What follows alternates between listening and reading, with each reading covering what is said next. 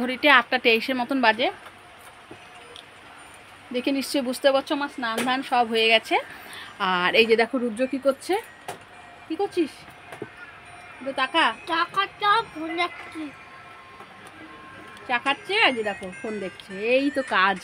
তো চলো আজকে রুদ্র সকাল সকাল স্নান টান সব কিছু সারা হয়ে গেছে 8টার আগেই। আর বাইরেটা বেশ বৃষ্টি বৃষ্টি হচ্ছে। তো আজকে একটু প্ল্যান আছে বাইরে যাওয়ার, তো সেটাই যাওয়ার জন্য রেডি হব। তো তার আগে দেখো মেঘলা মেঘলা আকাশ, বৃষ্টি বৃষ্টি পড়ছে। যাই হোক,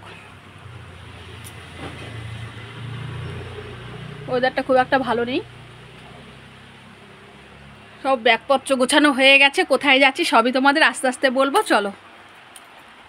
দেখো বন্ধুরা, আমরা তো রেডি হয়ে বেরিয়ে গেছি, টোটোতে বসে আছে। আর রুদ্র কী করছে দেখো, ও ব্যাগটা নেবে, এই ভারী ব্যাগ ও নেবে জন্য বসে বসে এই যে ফিতাটাকে ছোট করে নিচ্ছে।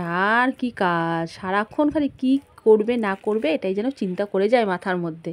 তো দেখো যেহেতু এখন বৃষ্টিটা নেই বললেই চলে, তো আমরা দেরি করতে পারলাম না, ওর জন্য বেরিয়ে পড়লাম। কারণ মেঘলা মেঘলা আকাশ, আবার কখন বৃষ্টি নেমে পড়ে কিছুই বলা যাচ্ছে না। তো চলো। এই যে দেখো আমরা চলে এসেছি। আজকে কোন স্টেশনে এসেছি? আজকে হিমমটর স্টেশন। এবং আমাদের সাথে আরও আমাদের দুজন আত্মীয় আছে, আমাদের বৌদি, তো দাদা বৌদি এরাও যাচ্ছে। আমরা এই কয়জন মিলে যাচ্ছি। দেখো আমরা কোন স্টেশন চলে এসেছি? ওই যে হিমমটর স্টেশনে। তো ট্রেনের জন্য অপেক্ষা করছি, ট্রেন আসলেই উঠে যাব। আর এই যে দেখো চারিদিকে পাতা টাতা পড়ে আছে, আর বেশ ভালো লাগছে বৃষ্টির পরে ওয়েদারটা। তো দেখো রুদ্রর ব্যাগটা দেখো। ওর বাবা বললো আমাকে দে, না ও নেবে, তো বাপ বেটাই চলছে। দেখো ওরা যাচ্ছে সামনে সামনে, আর আমি যাচ্ছি পেছন পেছন একটু ভিডিও করতে করতে। ট্রেন আসলেই উঠে পড়বো, উঠে পড়ে হাওড়া চলে যাব। তো চলো এখানে একটু দাঁড়াচ্ছি। এই যে দেখো আমরা হাওড়ায় চলে এসেছি, ওয়েটিং রুমে একটু বসে আছি। ট্রেনের সময় হয়নি, ট্রেনটা আসলেই আবার আমরা বোলপুরের উদ্দেশ্যে রওনা দেব। ট্রেনে উঠেই দেখো খাওয়া দাওয়া শুরু করে দিয়েছি। আসলে কি বলো তো, তোমরা তো দেখলেই যে চা বিস্কুট খেয়ে আমরা বেরিয়ে পড়েছি। তো তাই একটা হালকা মতন টিফিনও কিনে নিয়েছি, নিরামিষ প্যাটিস।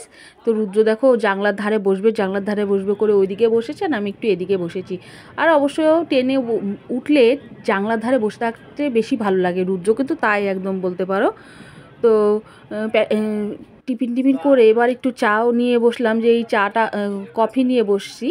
কফিটা আসলো বেশ ভালো, কফিটা করেছিল ট্রেনের কফি। আমি ভাবলাম হয়তো খুব একটা ভালো হবে না, তো দেখলাম না, খুব সুন্দর করে জাল দিয়ে করেছে, বেশ ভালো লাগলো খেতে। এই চলছে খেতে, টুকটাক ট্রেনও চলছে, টুকটাক মুখটাও চলছে। আর এই তাই তোমাদের সাথে একটু শেয়ার করছি। আর এই যে দেখো আমরা একটু ছবি টবিও তুলে নিয়েছি। রুদ্র বাবারা আমি, কেমন লাগছে অবশ্যই একটু বলো।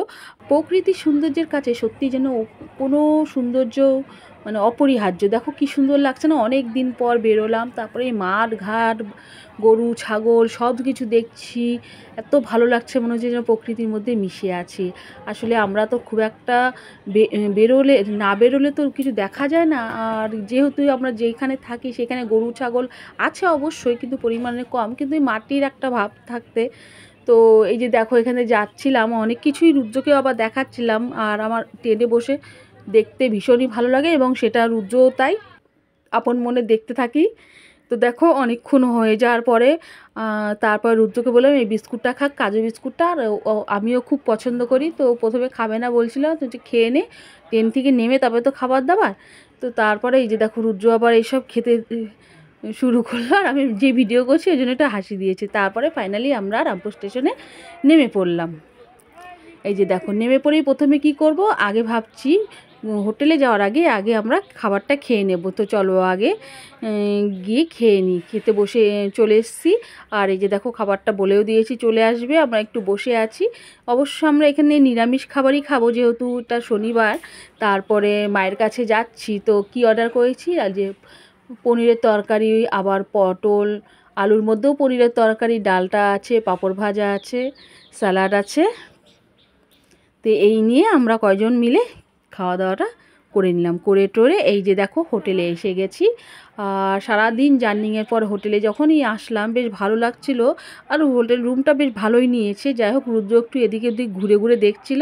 তারপরে যখন জল দিয়ে গেল রুমে, তখন রুদ্রকে বললাম যে তুই জলটা একটু রেখে দে ঠিক মতন। তো দেখো রিমোটটাও আবার ঠিক মতো জায়গা মতো সরিয়ে রেখে যে দেখো ছেলে মানুষই হয় যা এরকম। তো খানিকক্ষণ একটু রেস্ট নিয়ে তারপরে আমরা আবার বেরিয়ে পড়েছি সন্ধ্যাবেলাতে। আর বেশিক্ষণ হলো না, কারণ আমাদের পৌঁছতে পৌঁছতে মোটামুটি 4:30 বেজে গেছিলো। এই ঘন্টাখানেক মতো একটু রেস্ট নিলাম। তারপরে এই যে আবার দেখো তারা মার সরণি এদিকে চলে আসছি। যেই উদ্দেশ্যে এসেছি ঠাকুরের এখানে যাব, তো চারিদিকটা একটু ঘুরতেও আগে শুরু করে দিলাম।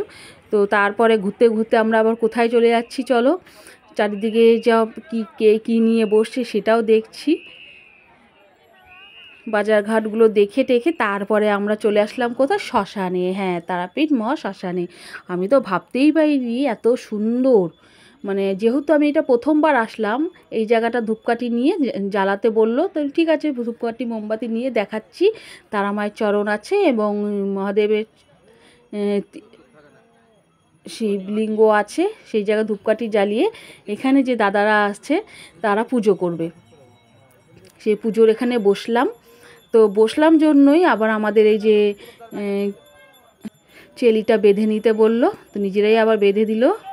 বেঁধে এই যে আমরা এখন পুজো দেখবো, মা তারার পুজো এবং যজ্ঞও হবে, খুব ভালো হচ্ছে। আর তার মধ্যেও আমি যেহেতু প্রথমবার আসলাম, আমি ভেবেছিলাম শ্মশান যেহেতু এটা খুব একটা ভয়ঙ্কর জায়গা হবে, কিন্তু না, চারিদিকটা দেখছি এত লোকজন, এত পুজো অর্চনা সব কিছু করছে, যজ্ঞ করছে, পুজোর মন্ত্র চারিদিকে এত সুন্দর লাগছে, মানে অপরূপ সুন্দর লাগছে। আর যদি অন্ধকার অন্ধকার মোটামুটি পুরো জায়গাটা, খুব একটা আলো দেয় না শ্মশান বলে। তো যাই হোক আমরা পুজো টুজো দেখি যে এখন যজ্ঞ হবে, আমরা সবাই এখানে বসে আছি। আর এত ভালো লাগছে মন থেকে, সত্যি বলছি যে এরকমটা হবে সেরকমটা জানতামও না, যে এরকম পুজো দেখবো এরকম। এখানে আমার ছেলেকে নিয়েও আসছি। খুবই খুবই খুবই ভালো লাগছে বন্ধুরা। যাই হোক আমার ভালো লাগাই, এই ছোটোখাটো ভালো লাগাগুলোই তোমাদের সাথে শেয়ার করি। আর অবশ্যই তোমরা কিন্তু বলবে কেমন লাগছে না লাগছে। তো আজকে যদিও আমি পুরো তারাপীঠে পুরো ঘোরাটা আজকে দেখাতে পারবো না, পরের ভিডিওতে আমি পুরোটা দেখাবো। আজকে যতটা সম্ভব আমি তোমাদের দেখাচ্ছি। তো দেখো পুজোর মন্ত্রগুলো উচ্চারণ শুনলে এত ভালো লাগছে। আর আমাদের এই পুজো দেখে অনেক অনেক লোকও সাইডে এসে দাঁড়িয়েছিল, তারাও কিন্তু দেখছিল। আসলে পুজোর মন্ত্র উচ্চারণের উপর জোরে জোরে বলার উপরে তো কিন্তু অনেক লোকজন আসে। তো যাই হোক খুব ভালো লাগছিল।